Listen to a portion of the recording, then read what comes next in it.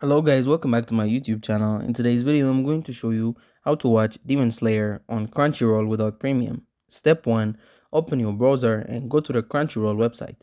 Don't use the app. Some episodes are restricted for free users there. Step 2. Sign in with your free account. If you don't have one, creating it takes less than a minute. Step 3.